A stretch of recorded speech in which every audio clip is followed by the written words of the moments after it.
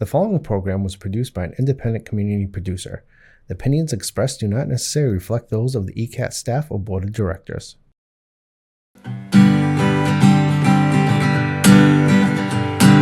to you from underneath a peach blossom. It's time for an episode of BeAuSm. Find positivity throughout your life and work.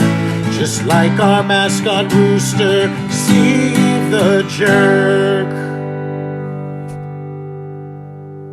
Hello, BeAuSm listeners. It's another exciting episode from the ECAT studios, and I've got yet another great episode for you. I'm excited. It happens to be Valentine's Day. So happy Valentine's Day to everybody, even though you're probably going to hear this after Valentine's Day.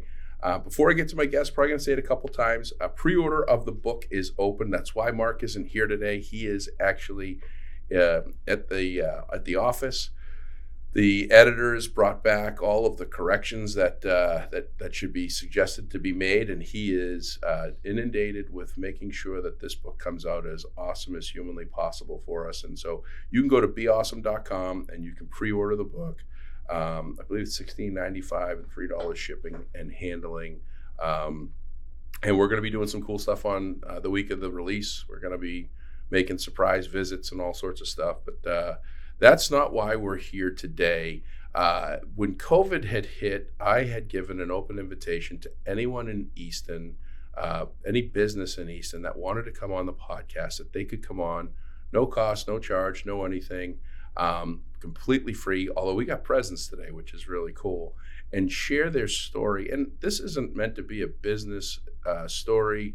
In most cases, it hasn't been that. It's been a life story. People have shared why they're doing it and how they're doing it. And they just have some really incredible stories to share. And also, in part of the book with Grace, with action, they took action to go out and do something on their own. And we've got Kelly Powers in the studio. She's our first podcast. I've already warned her about how we handle first time guests, but Kelly, welcome to the podcast. Thank you for having me. Our pleasure. And so you started Kelly Marie Essentials. Correct. Named after you. Yes. And tell us a little bit about that, and then I'm going to get into some questions because I'm a big fan of what you're doing. So no shameless plug here, but you've done some incredible stuff. So give us the backstory and where it is. Well, we're located on Eastman Street in Easton, but it started with just actually food. We have a garden at home, trying to remove some of the chemicals and things that are in our products. So we did a garden, did canning. Then we moved on to soaps and other products. So now we've made our soaps for our family and our friends, and it just grew to a point now that it's become a business. Wow. And there's a huge process behind this, but how do you go from going to the supermarket and buying a bar of soap to going, and I think I can make the soap? Well, that was a lot of John's inspiration. Yeah. He did a lot of research on it, and it was something he wanted to do. Yeah. And as we just talked about it and hadn't even begun the process, a friend of mine, Pam, who I've known for years, she had made soap. So I said, come on over and show me how to do this. So she did, and I just fell in love with making it. So I just, every morning, I would get up at 5 a.m. and just make it. And then it became for our family, friends, people asking for different scents. And so I asked John, I said, can I have a space up at Easton Concrete, which is his business? On the first floor, there was some vacant space just for me to go and work there. Yeah.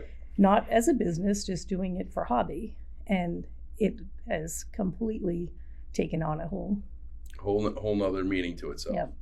Yeah. And I got to tell you, I've known John and Kelly for many, many years. And one thing that is always intrigued me is John's research, whether it's seeing how big of a baseball bat could be made, or, soaps or what have you. It's like you give him an idea and all of a sudden he's doing massive amounts of homework. Yes, stays up all night. Yeah. I could just imagine that, like, look at all these soaps we can make. Yeah. So how long does it take? Because soap's got a cure, right? Bars of soap and other things. Once it's made, it takes 30 days after you cut it for it to cure. Wow. So you literally have to watch the product for 30 days, just watch it sit there and molt, continue to harden and do whatever it does before you can even sell it. So that, and we can get into, how it's selling and everything, but that's got to be hard to like forecast. What's it have for? It's got probably a couple of years shelf life, right? It does, yeah. But this stuff isn't sitting on your shelf. It's like you're literally making it and it's going out the door almost when it hits 30 days. Yes. Wow. Obviously in the store, people will come in and shop in the store and online, but then I also do a lot of vendor events. Yeah. And so I got exposed to what you were doing through either John or you. The conversation was last April.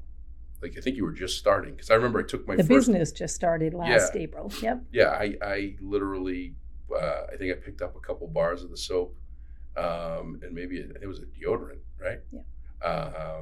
Last April, I took it to Ohio. I remember I took it to Columbus, Ohio.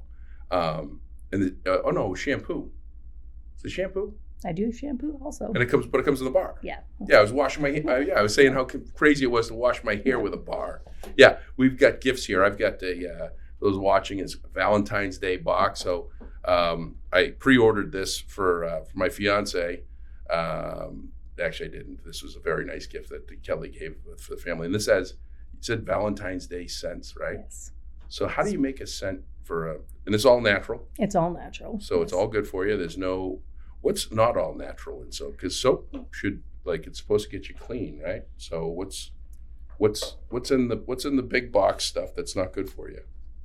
Oh, all the synthetic ingredients that are in them. So all of these have all 100% natural base ingredients.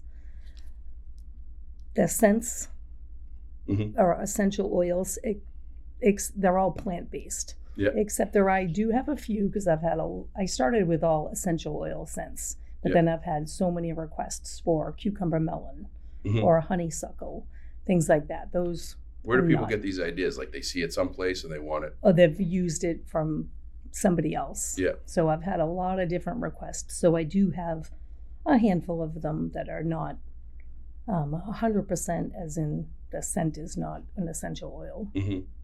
But it's good for you. Yes. Like, it doesn't. It's all safe. It's chemical free. No aluminum. No parabens, like the deodorants. Yeah. Free of all the toxins. Yeah. And so you get a friend, shows you how to do this. You're testing it out. John's doing his homework and research on this whole thing. You go to use the space at his shop. And the space is beautiful. I mean, how long did it take for you to decide that this isn't a hobby and I'm not going to this is a viable? For John, it wasn't very long. Yeah. I just wanted a room, somewhere to work. And when he came in, he said, no, we're going to do this. So the whole space got a makeover. And then it became my place to work. But then he said, it's so pretty. He goes, this has to be a store. Yeah. So then we've evolved into that. So it's open every day? Is it open select times? I'm there every day. But I have store hours Tuesdays, Wednesdays, and Thursdays. That people can come in and shop and buy. Yep. So, and you're still making all of this basically yourself? By myself, yes. Wow. How many bars of soap do you make at a time? These are all fascinating questions to me, because I'm just sitting here trying to envision like the soap maker studio where you're, pouring, because there's companies out there that spend lots of money in marketing and showing how they slice do you slice the bars with like this whole cross cutter thing that comes down? Well, not in the huge ones. Mine's just one singular, like a loaf pan. Yeah. So I'll make 8 bars out of that. And you chop all 8 at the same time. You go down and. Yeah. And so in one day, I could probably make 100, 150. 100 or 150 bars. Wow. If I was just going all day doing that. But, I'll change it up and make shampoo, make some deodorants, make body butters. How many times have you gone into your inventory and been like, I'm getting low, I'm going to have to work all night to catch up? Because, again, you got to wait 30 days. And how much space do you need to have 30 days worth of resting soaps. Well, I have 5 baker's racks. Yeah. And I just lined all the racks. So I have enough space for it. But I do, like today, for instance, I went through the inventory and I already know I need to start making some of these for the upcoming events. And how many, for lack of a better word, SKUs or products, different products? You said someone comes to you with wants cucumber, lemongrass, honeysuckle. How many of those different scents? Yeah. Like 50, I think. 50. You have 50 different soap scents. Give or take a few around there. I am phasing some out. Like I get a lot of special requests, so I'll make them and I'll make them for the people that ask. Yeah. But then if they're not selling and not popular, I just don't keep them in stock. That's a hard thing, especially as a startup business. It's like with me anyway, with my BeAuSm, I'm wearing a sweatshirt actually that we designed, that we did 2 years ago. I thought it was really going to be really cool because I like the white, and just because of the comfortable fabric. It's a nice looking sweatshirt, right? We sold like 10. Like we at one point we had all these different SKUs. Then it was when I first started with BeAuSm with merchandise. I had, I think, 12 different color t-shirts. And after the first 6 months, I had all this inventory of a whole bunch of colors. And I went back and I looked at the reports and I'm like, 82% of my t-shirt sales are in one color, heathered gray, like my signature shirt. And so that's the hardest part in a small business. And I don't know if you've ever watched the movie Founder with the McDonald's story. I have. With, was it Keaton? Michael Keaton. Yeah. Thank you, Adam. Adam does so much for me, along with managing and overseeing the production of these podcasts. He's in the background to fact check and make sure that I get this right. Michael Keaton. But in that movie and in the McDonald's story, it was the original McDonald's. They found they started with hot dogs and hamburgers and all this stuff, and they found that a huge percentage of their business was two things: burgers and fries. Right. And so they said, all right, let's drill this down to burgers, fries, sodas, shakes. Streamline it. And streamline it all, right? That's got to be hard for you, even knowing kind of some of the ebbs and flows, that there's probably some like seasonality to some of these. Right. Do you see that? I don't know. I'm just asking. Like I'll make different line for Christmas time. Right. And I will just make a couple batches. Right. And then that's it. Right. Or in the fall. Yeah, Christmas stuff. People want to smell spring fresh. Right. They want to probably. They want to have like chai. I love the chai tea one. You have a chai tea soap. So it's delish. So what's probably the oddest named one that's got the nicest, like, is it that chai tea? Like, is it? That one is incredible. I love that one. So I think I'm going to continue to make it. Yeah. Those are all. Oh, I'm going to smell some of these things. I'm going to get the scents and get the Valentine ones. Love spell, made with love. That's inspired by the Victoria's Secrets scent, Love Spell. Okay. Yeah. I like it. Rose. That one I have all year. So it smells like roses. Just like a rose. Genius. Yep. All right. Blushing bouquet. That's one of my son's favorites. That's a nice one. And then we have Love Letter. Love Letter. It's an interesting smell. It's pretty. Yeah. I was like, what's a love letter smell like? There it is. There it is. Yeah. I've never gotten one, but that's what it smells like. Yep. Now I know what a love letter smells like. Oh, and then this is. That's the shampoo. This is the shampoo that I used. So for those that are watching, it's like a bar of soap. And was it? And it just lathers up, and you just. So it had to have been weird the first time that you did this. It was. I only made it specifically for myself. Yeah. I had no intentions on making it to sell. Did you use bar soap shampoo before? No. Yeah, so it had to have been the first time that I did it. I was like, I'm doing something wrong. Like I'm putting soap. I'm doing my bar of soap in my hair. I'm doing something wrong. But and I question whether it was going to lather up or not. And it did. And it did. Yes, it absolutely did. Which is amazing. And these are all natural. It's all put together, handmade, handcrafted. I mean, it's just kind of cool the way that you cut these with a little uniqueness to them. Do they last any longer or any shorter than a typical product would, or is it? Probably about the same, maybe a little bit shorter. Yeah. Maybe. Yeah. Wow. Because I think you tend to probably use more. Yeah. Yeah. You know. That would make sense to me. If you like something, you use it more. Yeah. So, how did you? So you started this? I mean, you literally started this grassroots. Yes. How does somebody? Because I think that there's such an amazing market opportunity for people to do something like this. Good for you. Replace big box garbage. I mean, there's so much out there. I saw someone recently that was doing all natural laundry detergent. Like, I've seen that too. Right. I don't know if it's legit, but I mean, we have to think that we're putting chemicals into our septic system, into our sewage at 360 million people every day. Mm-hmm. If you can find an all natural detergent that works, that would be better, I guess. I've done a little research on that, but it's not something I'm looking to do right now. No, but but there's people that are out there right now that on any given day I see someone starting something like, wow, that's really cool. Like, that's neat. That's something I could use, or that's something to replace. And I don't want to replace all big business, but there's so many big businesses out there, like you say, like the soap industry and the shampoo industry and everything else. Like, you shouldn't. It's kind of like I tell people with milk. When I was growing up, we never had.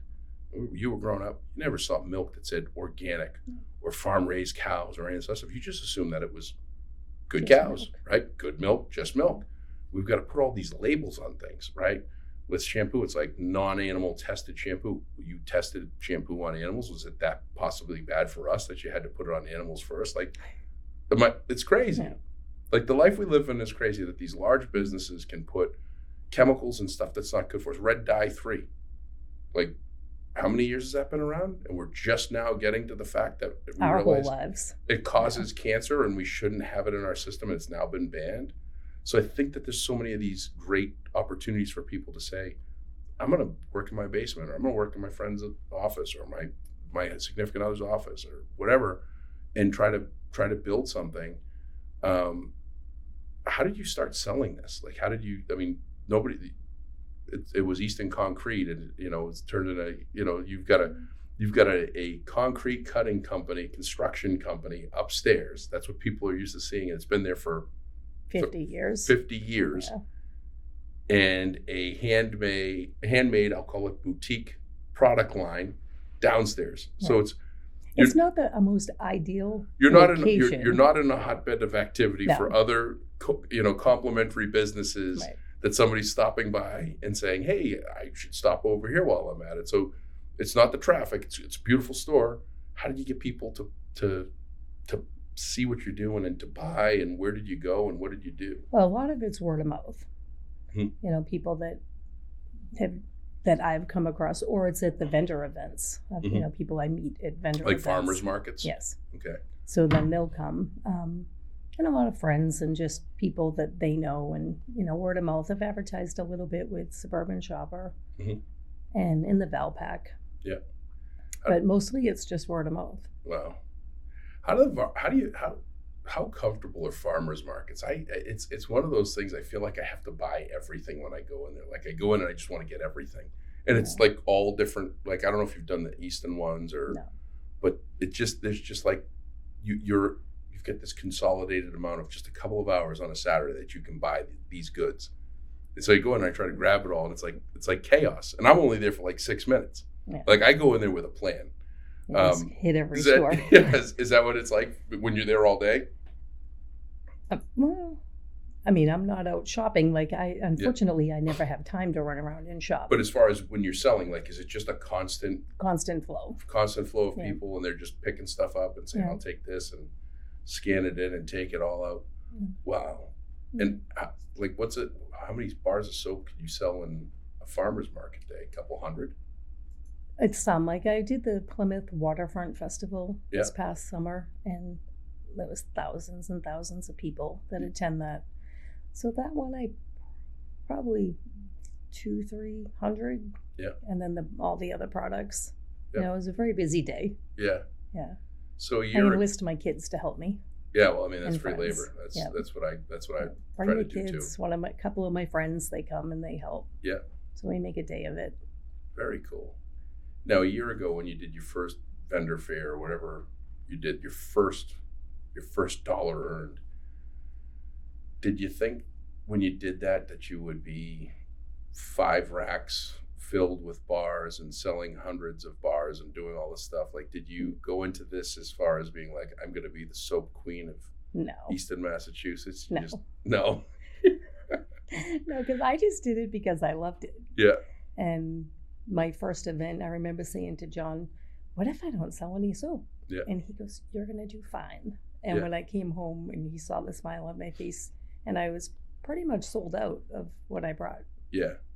So it was a great day. Yeah, it's funny. I literally was driving over here and I was talking to my accountant, my CPA, Mike Holland, and he's in my book, and like Mike, everybody needs a John in their life, and it's his constant optimism. I can't, and I think that's something that's really powerful for us, because I was in the same situation. Like what you're saying is triggering all the stuff that I've been feeling. Like I've had wild anxiety for the last 2 months. I've hidden it. Adam, you haven't noticed it, have you? I've just been a little bit more all over the place than I normally am, which is hard to believe that's even possible.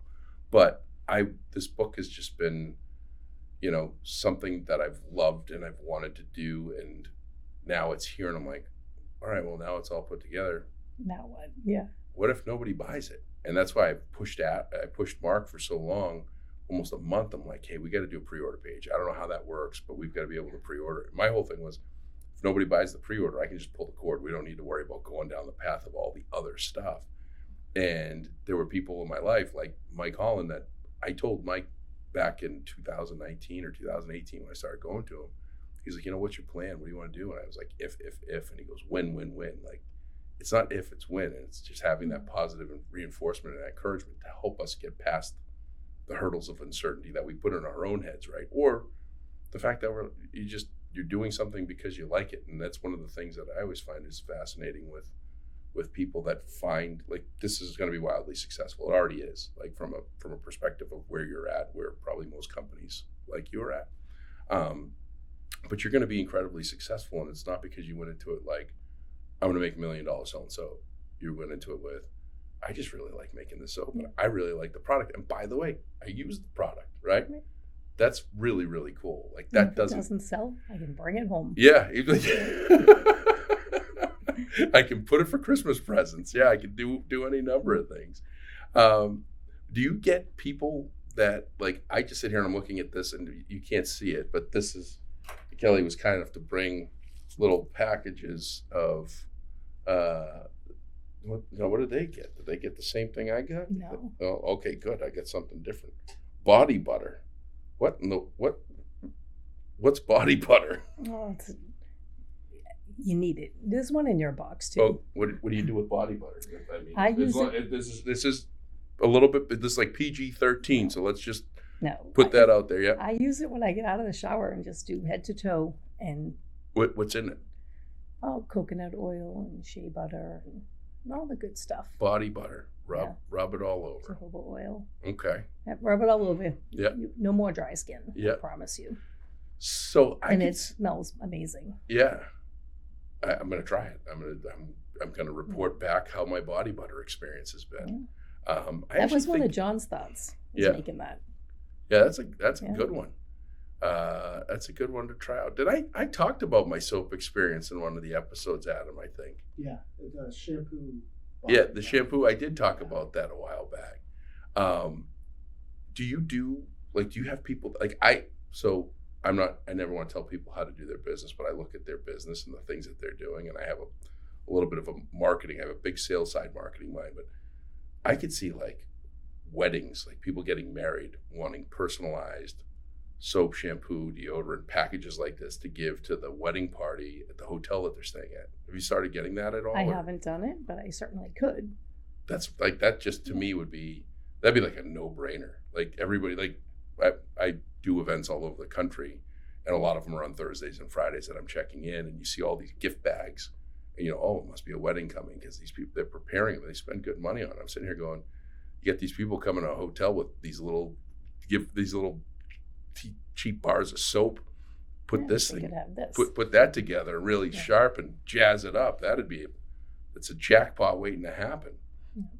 Now we just need to get soap travel cases.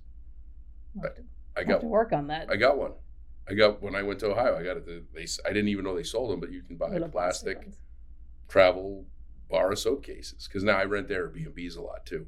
So you just take it on the go. Well, you got to bring your own soap. Yeah, it's like that's the worst thing in the world when you're used to staying in hotels and you renting Airbnbs regularly, and you get there and like, oh man, there's no soap. I forgot, because you get used to creature comforts. And that's where the shampoo comes in handy. Yes. And you can take it on the airplane.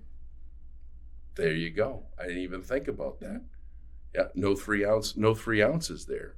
So it's not liquid. No. Right. No. On a lip balm. And you make lip balm. No kidding. Is it kind of the same?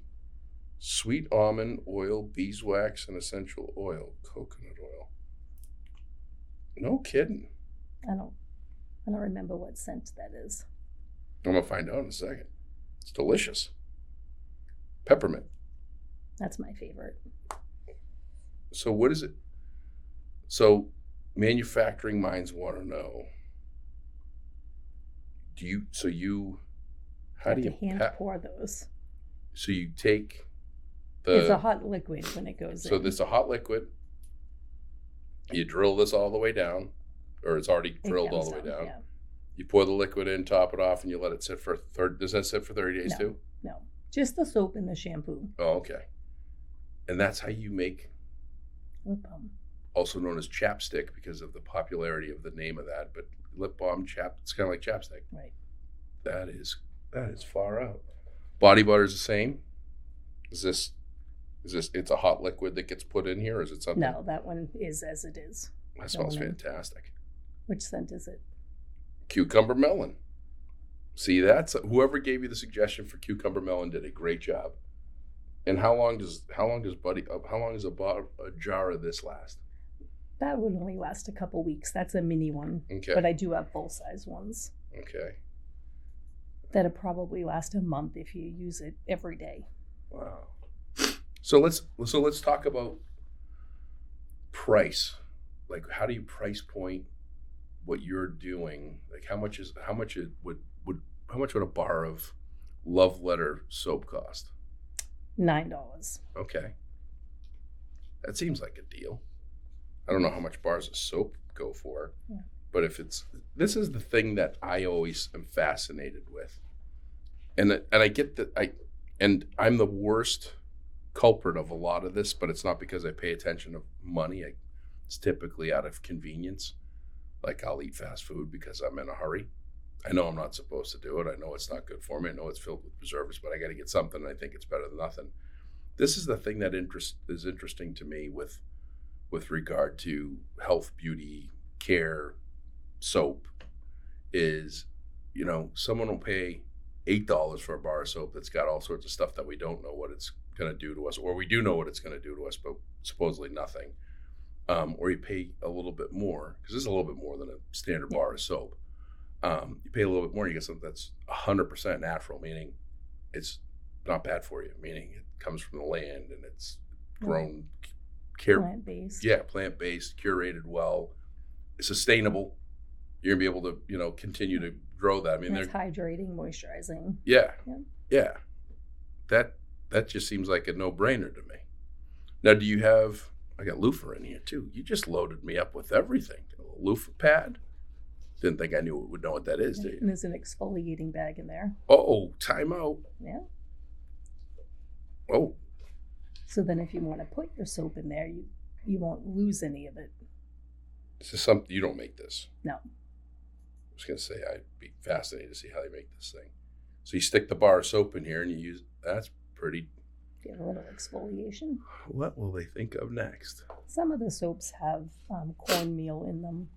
I think you had the lemon scrub one. Yeah. And that's where it all began, really, because John loved this lemon scrub soap that my son Sean would get him. Yeah. And I would go to the country store and rent them yeah. and pick it up. and Sean loved giving the soaps. Yeah. John's favorite. So I'd have to trek over there every And is so that often. cornmeal in it? It has cornmeal. So he said to me one day, I need to figure out what's in that soap. So I said, next time, save the label. Yeah. So he looked at it and it was cornmeal. So that was my first soap I made, was the lemon scrub for him. Cornmeal seems like the last thing, or one of the last things on earth I would think you would put in soap. And it's not, and cornmeal is not bad for you. No, and it gives a, I don't want to say aggressive, but it's a good exfoliation. Aggressive. Hey, you want an aggressive exfoliation? Get something with cornmeal in it. Right. Yeah. So I had to, the first time I made it, it was probably a little too much. So we had to scale it back. Yeah. So they sell a soap, they sell some soaps and rent them similar, kind of. Are you in other stores? Or are you just in your store and doing the farmer's market? Are you planning on expanding to go to do stores? Or if there's a store that's listening that specializes in... Well, I do have my products in Paul Joseph's salon. Okay. Here in Easton. Around 138. Yes. Yep. And at Hammer and Steen. That's on 138 too, next to Papagino's, where I'll be going later this evening for my Friday night pizza. And then I'm possibly going to have my products in Simpson Spring. Okay. Yeah. Yeah. The Bertarellis there. Now do they have a farmer's market there still, or did they? I don't know. They did. They used to. Yeah. They moved the farmer's market that was on Depot Five Street, Corners. and they went to someplace else and someplace else. And I thought they had like a little area down there. That is a cool spot. Yeah. That is the oldest spring water source in the country. A lot of people didn't know that. Right. I got a tour of it one of the times I was there, and it's very fascinating. It's cool. As a former spring water distributor, I owned a competitor's. I owned the distribution rights for what would be one of their competitors, and that spring was out in Western Massachusetts. And I would go over to the family is always great. We went over there and we would buy coolers every once in a while when we'd run out. And I did the tour, and they get the hole in the ground. And you're just like, wow, that's a hole in the ground. It's like, well, that's where the water comes up. And no, it's pretty cool. And then just the old building and set back in the woods. It's, I like it in there. It's very peaceful. It's a cool place. So that'd be cool to be in Simpson Spring. Is that the plan? Is the plan to land and expand in other stores and locations and retail, or you're not on Amazon? No. Yeah. No, I just have my own online store. Yeah.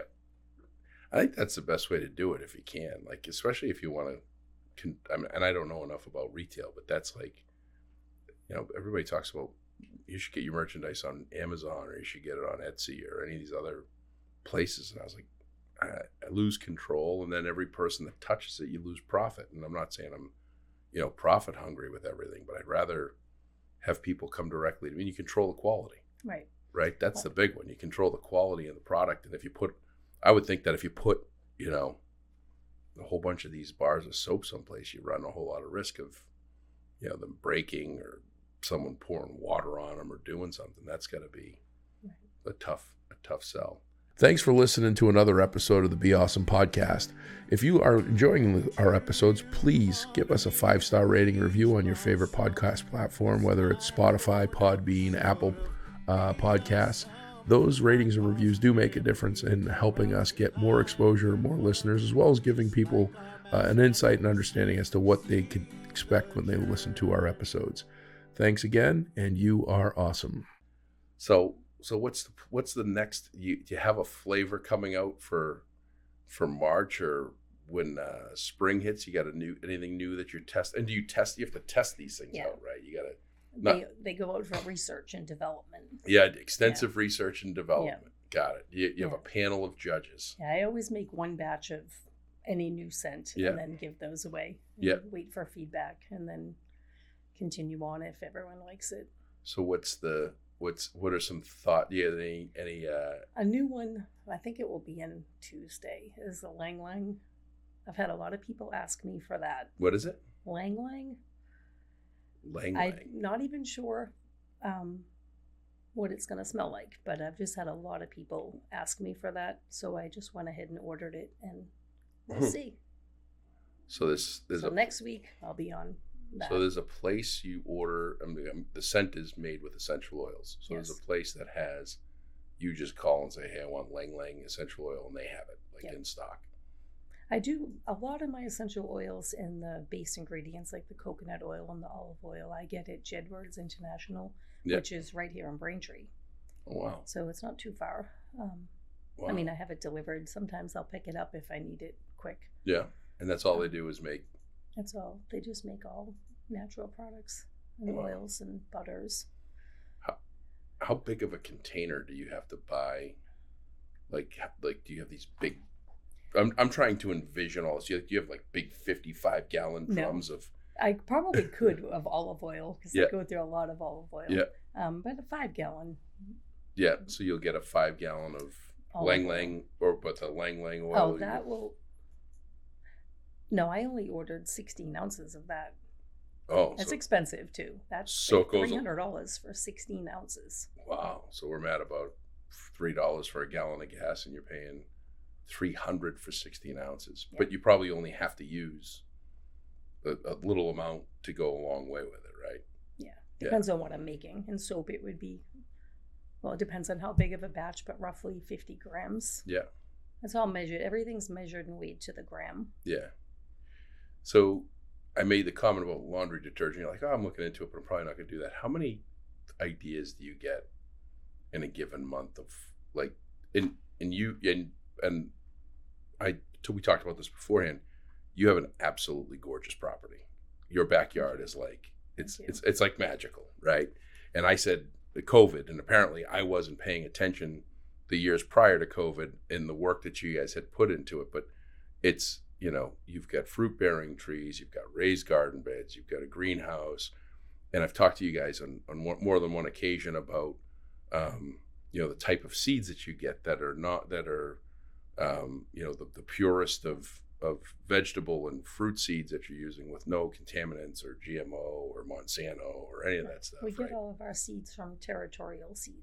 Yeah, so you guys are way into good for you stuff, right? And making you and the world a better place because you're making this for the masses and not just for yourself. But what other, like on any given month, I can just imagine you and John sitting in the kitchen talking, and you're like, yeah, maybe we should do laundry detergent, or maybe we could do this. Like it's solving a problem, right? You're solving a problem that's there, which is, your mission is removing the bad stuff from what's supposed to make you feel good.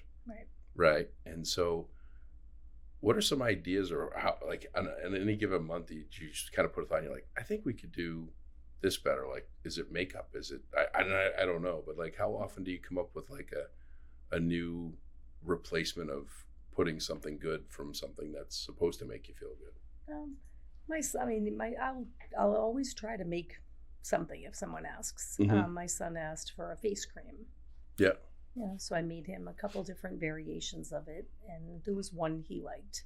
Yeah. So I don't know if I'll make it to sell, but I'll make it. Yeah. I recently made a hair serum that, not sure if it will help, but it's supposed to help with hair growth. I'll take it. Not sure. So I did make that last week. Yeah. Sign me up. That's why I made the shampoo, because John, in all of his research, found that the shampoos we buy in the store have chemicals in them that promote hair loss. Mm-hmm. And not sure if it's just aging or whatnot, but my hair, seemed to be thinning. It's always been thin, but seemed to really be thinning. Yeah.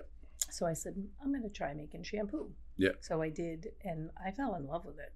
Yeah. It just made it was like every strand was nourished, and I just felt like my hair behaved better, it looked better, healthier. Yeah, I'll take hair serum. So it's happening. All right. And I'm hiding it. I'm pretty close to like thinking about how to do a comb over, but it's going back over here. It's going back over here. But I almost lost. I got alopecia. Is that what it's called? Yeah. Yeah, I had that when I was 22, and it was literally just my hair was falling out in patches. I looked ridiculous. And there was a Dr. Campbell in Stoughton. I think it was Dr. Campbell. He's probably retired now. This was back in the mid 90s. And he injected something that helped my hair grow back, but it never grew back.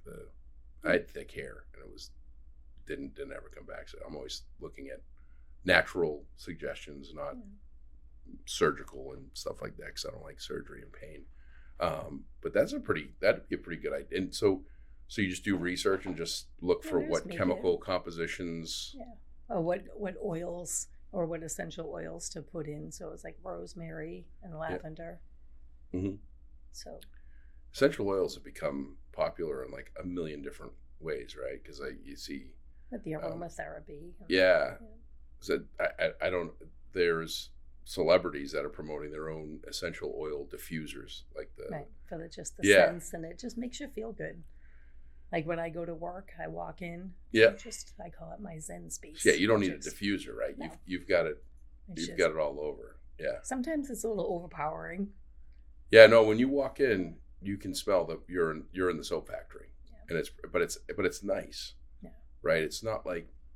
And I was thinking about this the other day, and I went into a retail store recently, and I needed to get some toiletries, and I walked past the soap, and a lot of these soaps are wrapped in heavy plastic. Like they're wrapped tighter than people trying to smuggle drugs across the border to keep the sniff dogs out, and it still overpowers and comes through, and you can smell that.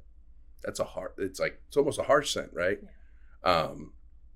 So yeah, yours smells nice. Like it's a very comfortable, relaxed scent. So I should look into an essential oil diffuser, though. Yeah. I've got no experience in it. I just saw some. I can't remember what celebrity it was.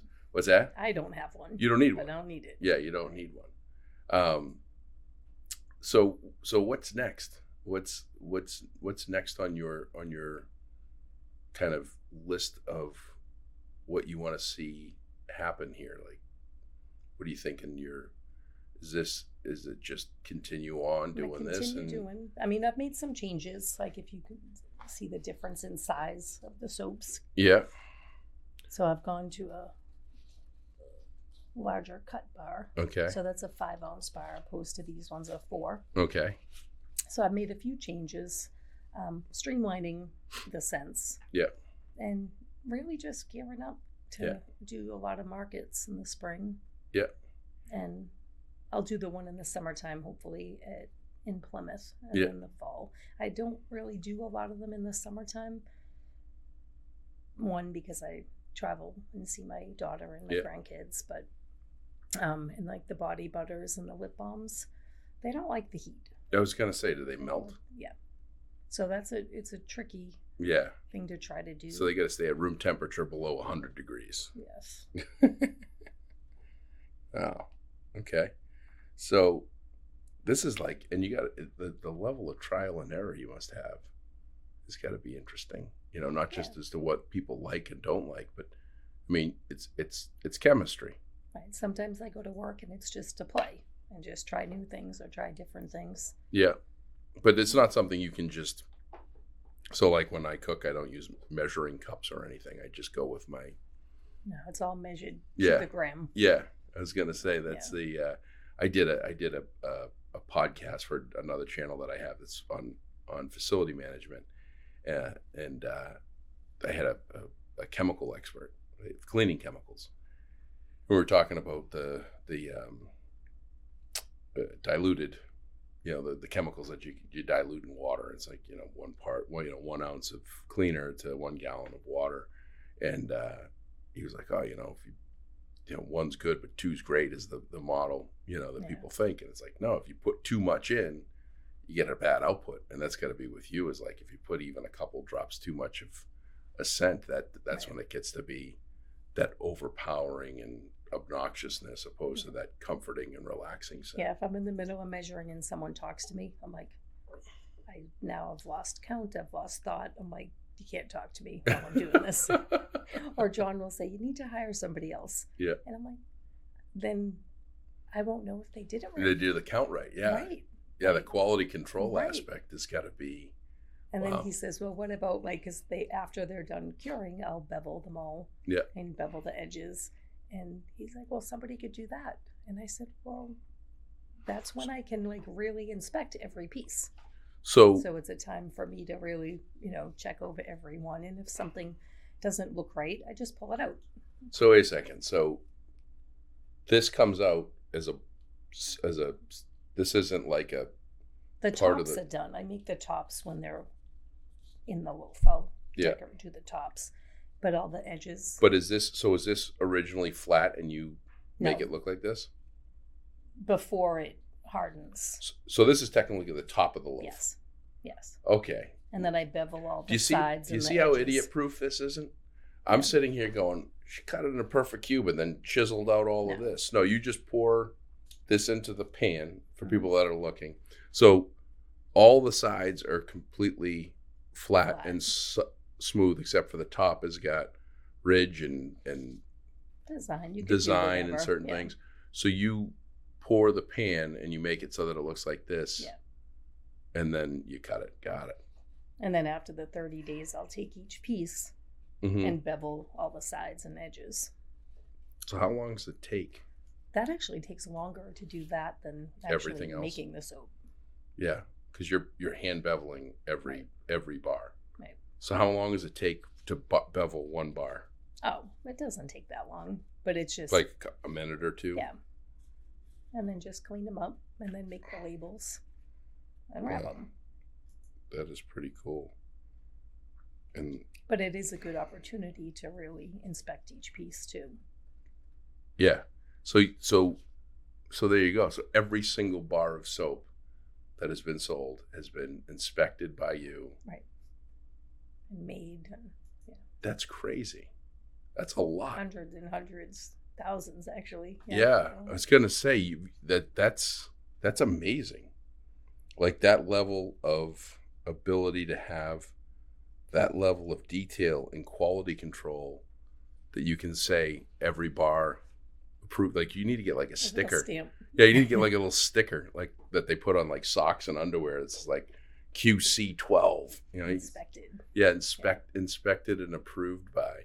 But that's important, right? I think that's, I think that the biggest thing that people fail to see with business is the importance of quality and of customer service and of care and of listening.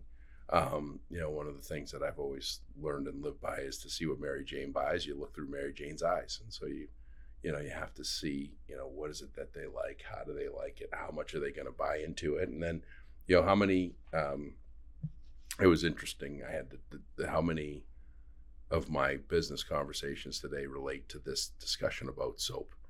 I had one of my sales team members on my software company that I'm part of called, and he's like, "Hey, I heard a couple of these people say that this would be a really cool feature to have." And I said, "Absolutely be a cool feature to have. Will they buy it?"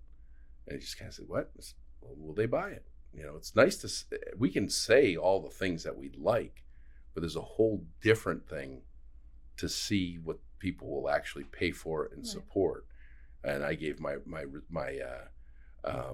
the Comic-Con debacle of 2022. I went to Comic-Con in 2021 with my son, his cousin, and my son's friend.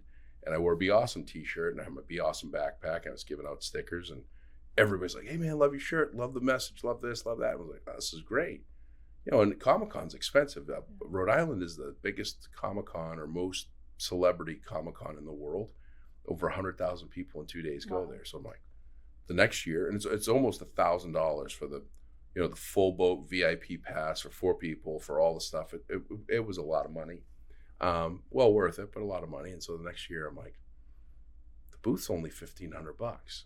Like I should get like some chairs or a couch or something, and can just set up a camp. I could sell T-shirts. And so then my brain goes off. I'm like, how many T-shirts do I have to sell to offset my cost? And it was, it was like 100 T-shirts just to cover my. I'm like, I could do that. 100,000 people, 100 T-shirts. Everybody loved my stuff. Last year they were amazed by it. I bet everybody buy it. So I had 1,200 or 1,500 shirts made. Sold 38. Oh. Big miss. Huge miss. In the month before Christmas.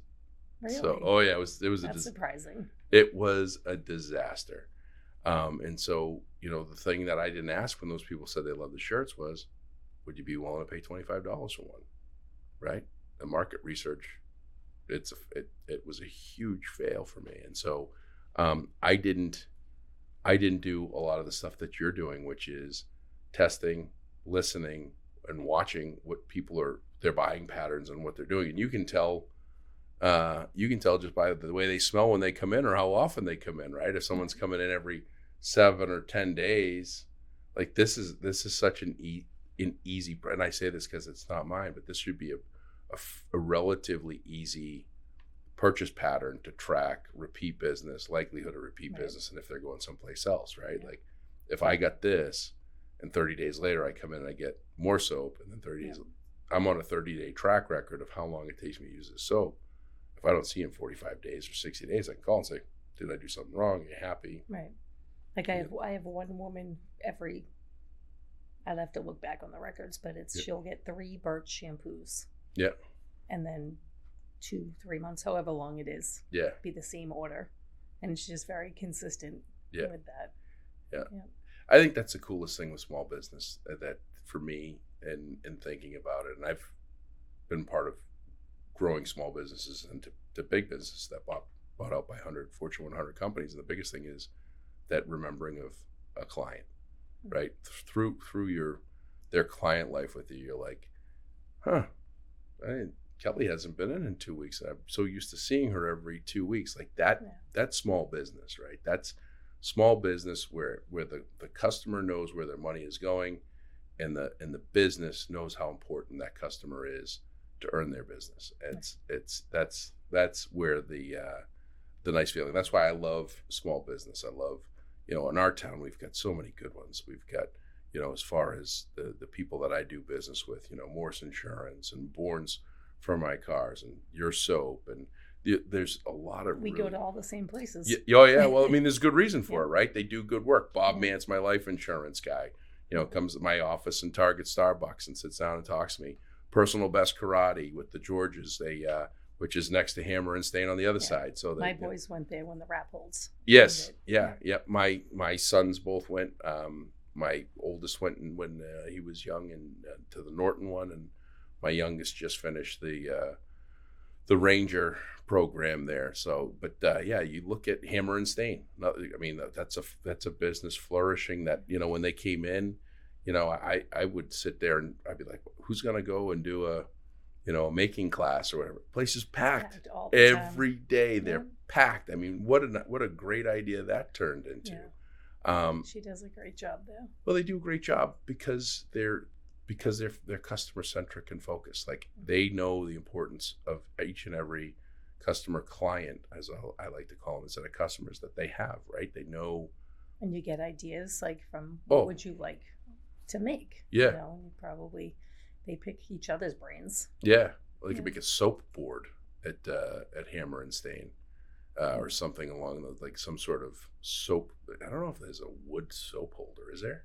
Probably is. You can. Well, John is hoping to open up a wood shop. Yeah. And he said he's going to make me personalized soap dishes. So he's going to open up a wood shop to sell wood? Things made with wood? Yes. Things made with wood. Yes, things. But one of the things he said, he makes soap dishes for me that he can personalize. Yeah. Yeah, because you can seal them and you can do all this stuff and get away from plastic too. That's a pretty good idea. Yep. I'm glad I thought of it. Let John know that I thought that the soap dish is a great idea that I created. Was he going to put it there too? Is he going to be? You guys going to be on the same? It's going to be next door to me. Oh wow. Okay. So Easton Concrete upstairs, wood shop next door, and soap shop. That is the combo of combos. I love it. I love it. I got to figure out how to do business in all three in the same day. I got to get some concrete cut, get some wood products made, and they cause me such a sweat to do the first two that I got to get some soap. So on your way out. That's amazing. Right. So this has been great. Congratulations. I am so excited for you. I was, last April when I had heard about this and I went over and I got my stuff. I was just so excited to see something else being done in town, something creative, something very entrepreneurial that, I'm not gonna say anyone could do, but with hard work, with research and with everything else, you're putting something together that's really, it's a winner, right? It's something and great. I love to do it. And that's the thing, that you love what you do, and that's what you got to I tell people is find what you love to do and do it. And it might not, figure out the money differences, figure out all the other stuff, lean on people to help, but find that thing, and you found it. And congratulations, and thank you for the gifts. You're very welcome. This is amazing. So how do people get a hold of you? How do people buy online? Are you on social media? We'll put it all in the show notes. But Kelly Marie's Essentials. Yep. .com is my website. Okay. And I'm at 125 Eastman Street in Easton. Okay. You can find me there Tuesdays 10 to 2, Wednesdays 12 to 4, and Thursdays 4 to 7. Okay. I'll get those times from you so we make sure that we have all that stuff on. And do you put anything on social media? Are you on Instagram, Facebook? Okay. Just look for Kelly Marie Essentials. Correct. Awesome. And is there a suggestion box someplace that people can leave their sent suggestions to you? You could just call, email, or just let me know. That is awesome. And I would tell people, if you're getting married, know someone that's getting married, or having a gathering with lots of people that are going to stay in a hotel, and when she's wildly successful with it, I can say that I helped with the idea. Exactly. I think this is a phenomenal gift for groups that are going to stay in hotels. I just look at it and it just screams. Well, it is a great idea. Yeah. I'm gonna have to look into that. Yeah, no, I know. And no royalties. Don't worry. I'm not going to ask for any royalties. Just maybe body butter when I'm hooked on it and I'm doing it. Oh, you're gonna love it. 4 times a day. He's So gonna love it. yeah. Well, listen, you did great for your first episode. We're going to have you back again down the road and get updates. I always love to have people come in and see, where they're at and what's going on and how they're doing, and if you get some really good new scents coming out or whatever. But that'll be down the road, and I'm going to make sure to stay up with all the great things that you're doing. Well, thank you. So, and I appreciate it. No, I appreciate this. This has been great. This is a magical time for BeAuSm. This is something that is a culmination of 7 years of work, effort. We're in the top 3% of all podcasts in the world, and that wouldn't have happened without people actually listening to the first episode, which is terrible, or the second episode, which is equally as bad.